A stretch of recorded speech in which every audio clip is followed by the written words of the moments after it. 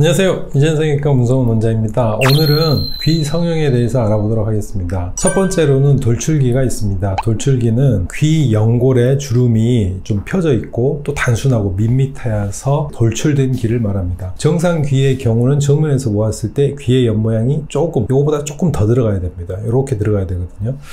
대부분이고, 돌출기의 경우에는 이제 정도 돌출기라고 할 수 있죠. 이거보다 더 이렇게 심하게 또 위로 올라갈 수도 있고 그렇게 될 수 있습니다. 이게 이제 사실은 정서적으로 이제 스트레스를 많이 받을 수 있는 거고, 수술 방법은 간단하게 말하면 우리가 이렇게 실로만 이렇게 찝어주는 그런 매몰법 방법이 있고, 실로 찝어주는 것만으로 안 되겠다 싶으면 연골을 절개를 합니다. 그래서 연골을 절개를 해서 하는 수술도 있습니다. 흉터는 대부분 귀 뒤로 나기 때문에 거의 보이지 않고, 매몰법 같은 경우에 흉터가 거의 없다고 볼 수 있습니다. 두 번째는 칼귀인데요. 칼귀는 이제 귓볼이 물방울 모양으로 이렇게 나와야 되는데 그렇지 않고 귀의 중간부터 이렇게 들어가면서 밑으로 이렇게 좀 빠져 있는 거죠. 그래서 끝나는 지점이 이렇게 날카롭게 되어 있는 것을 칼귀랍니다. 옛날부터 이제 귓볼이 넓어야 복이 있다고 그렇게 하기 때문에 칼귀는 복이 없고, 그러기 때문에 교정하는 경우가 있습니다. 수술 방법은 귓볼의 뒤편을 조금씩 절개해서 뒤쪽에 살을 당겨서 귓볼, 즉 위에서부터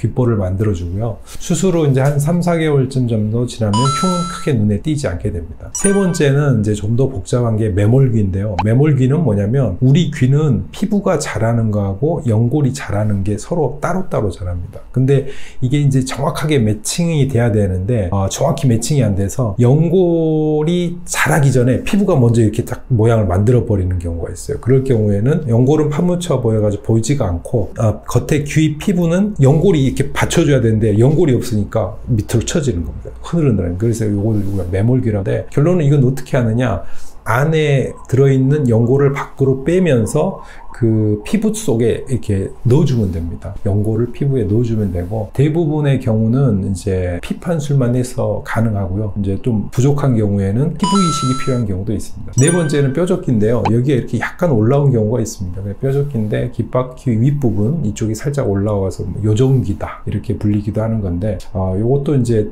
그 경우에 따라서는 이제 그 연골을 살짝 절제하거나 또는 묶어주는 그런 방법을 할 수 있습니다. 다섯 번째가 소위증인데요. 소위증은 가장 심한 형태입니다. 귀가 거의 안 만들어요.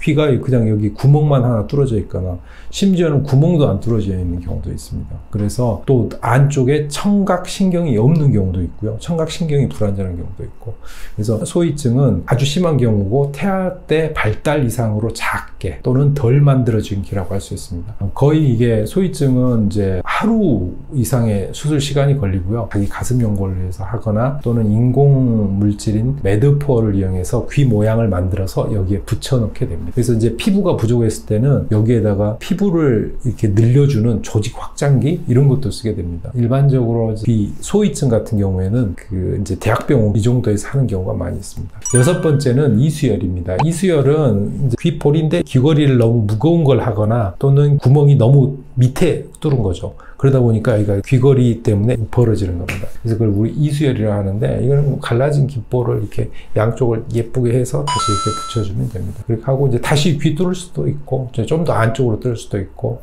그렇게 하시면 됩니다. 이재성형외과는 사실은 귀 성형에 대해서 전문적인 노하우가 더 가지고 있습니다. 그렇기 때문에 혹시나 귀 모양에 대해서 걱정이 있거나 또는 귀 모양에 대해서 상담하고 싶다, 그것은 언제든지 저를 찾아주시면 되고, 여러분들이 이제 유튜브나 이런 것만 보고 고민하지 말고 실제적으로 성형외과에 와서 이제 상담을 해보고 자기 그 마음을 이렇게 오픈을 하는 것이, 수술을 하든 안 하든 그게 본인의 건강에 좋습니다. 이번 영상이 도움이 되셨다면 구독과 좋아요 부탁드립니다.